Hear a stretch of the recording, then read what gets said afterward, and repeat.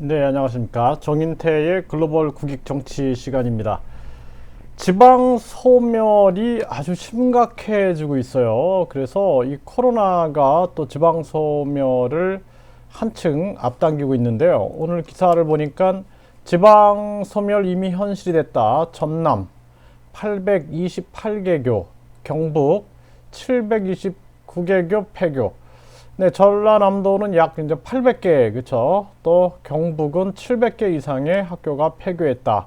이런 기사가 나왔습니다.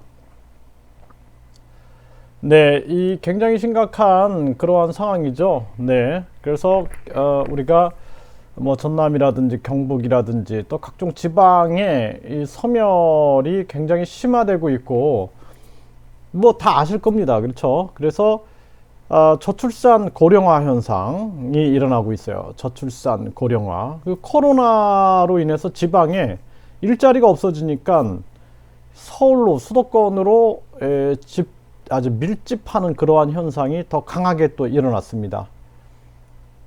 그러다 보니까 어때요? 지방 소멸이 이제 가속화된 겁니다. 코로나가 부채질을 했죠. 네, 아주 심각한 상황이 아닐 수가 없습니다. 네, 거기다 저출산은 지금 0.8대까지 떨어졌어요. 0.8대. 또 코로나가 저출산까지도 또 아주 그 가속화를 시키고 있는 그러한 모습이 되고 있습니다. 정말 이제 한국은 결단을 해야 됩니다.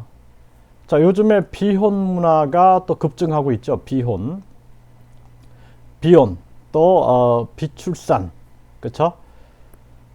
세상이 변하고 있는 거예요. 이거를 정치인들이 감지를 해야 됩니다. 세상이 변하고 있다는 것을 감지 못하면은 소멸로 갈 수가 있는 거예요. 지방 소멸이 더 가속화되고 나중엔 해결할 수 없을 정도의 문제가 됩니다. 제가 이 지방 소멸에 대한 아주 해법 방법은 아주 간단해요. 뭐냐면 첫 번째, 최저임금 제도를 지자체에 맡기는 겁니다. 최저임금은 네, 시군구에 맡기세요. 시군구. 네, 시군구에 맡기게 되면은 뭐 예를 들어서 강남구하고 네, 지방 소멸이 아주 지금 가속화되고 있는 경상북도의 어떤 군하고 최저임금이 같다. 평등이라는 논리를 가지고 접근할 부분이 아니죠. 그쵸? 그래서 최저임금을 시군구에 맡기는 겁니다. 그 어떤 시군구는 최저임금이 자율화될 수도 있어요. 그냥 최저임금 우리는 제도를 두지 않겠다. 시장에 맡기겠다. 어떤 데는 우리는 얼마다. 뭐 이렇게 정할 수가 있겠죠. 다양한 사회가 되는 겁니다. 이것이. 네. 사람들이 얼굴이 다 다르잖아요. 생긴 게.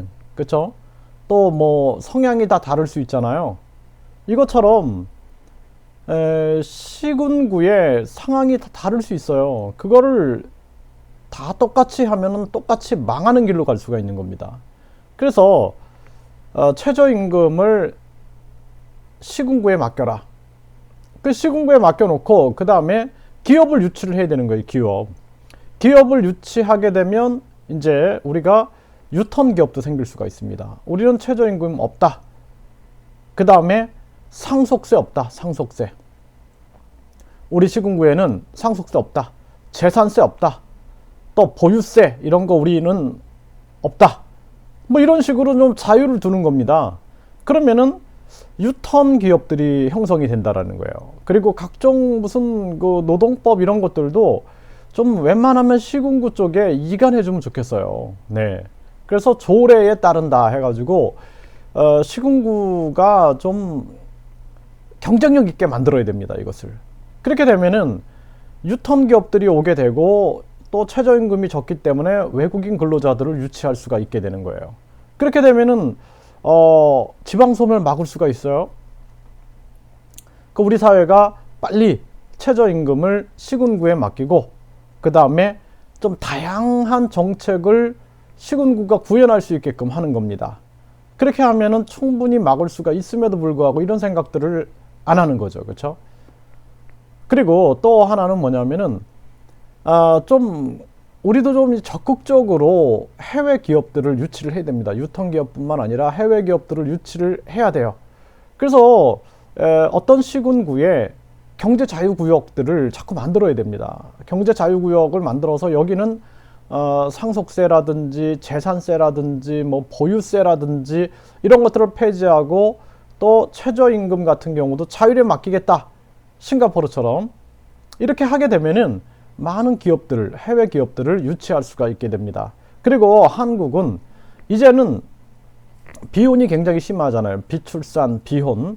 아니 뭐 여러분들 한번 생각해 보세요. 결혼이라는 제도가 잘 됐다고 생각하십니까? 네. 결혼이라는 제도 때문에 많은 사람들이 스트레스를 받아요. 이건 젊은이들이 이제는 이걸 꿰뚫어 버린 겁니다. 과거에는 어쩔 수 없이 저만 해도 저도 자녀를 20대 성인까지 2명을 다 키웠어요. 성인까지 2명을 키워보니까 이제 지칩니다. 정말 성인까지 대학까지 다 졸업을 시켜보니까 지쳐요. 지쳐. 정말 지칩니다. 지금 보세요. 제가 아이를 20대에 제가 결혼을 했는데 결혼해서 한창 일을 해야 되잖아요. 예? 그런데 저는 이제 교육 공무원을 하다가 그 다음에 나와서 사업을 했습니다. 정말 힘들었어요. 그러면서 그 아이를 유치원, 어린이집, 유치원, 초등학교, 중학교, 고등학교, 대학, 뭐 취업, 이제 앞으로 결혼, 막 이런 거가 이렇게 하다 보니까 그냥 늙어버린 거예요.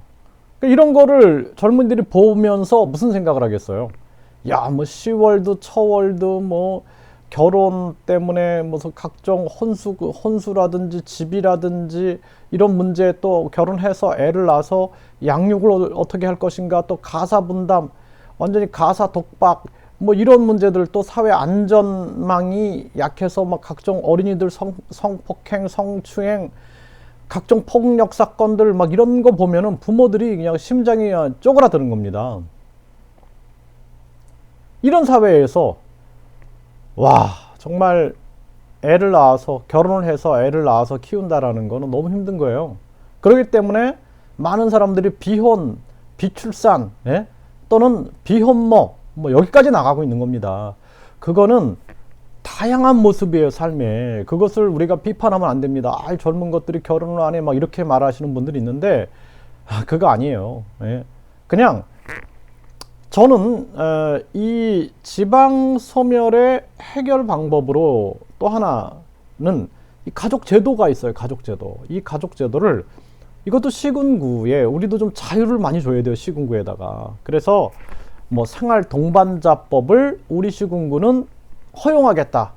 생활 동반자법. 네, 이제 가족이 뭐 형제, 자매, 부모, 직계 존속, 뭐 이것만 가족으로 따질 것이 아니라 이제는 가족하면은 같이 생활하는 동반자들이 가족이 되는 거예요. 그래서 가사 분담도 하고 생활비 분담도 하고 서로 피해 주지 않으면서 서로 도울 건 돕고, 또 각종 가족으로서 우리가 어떤 할 수 있는 권리들 있죠. 뭐 병원에 입원했을 때 보호자로서의 뭐 수술 동의를 한다든지 이런 것들, 뭐 사망했을 때 사망 신고를 해준다든지 다양한 것들이 있잖아요. 이러한 부분들을 허용해 주는 겁니다. 가족으로서의.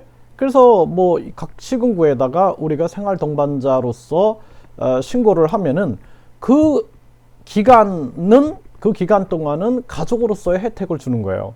그렇게 되면은 아마 출산도 좀 많이 늘어날 겁니다. 왜 제가 이렇게 말씀을 드리냐면은 뭐 프랑스라든지 서양의 저출산을 극복한 나라들의 모습이에요.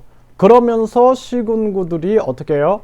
이 양육비 지원, 뭐 애를 낳으면은 얼마를 주겠다, 뭐 반짝반짝 쇼하는 거 말고요.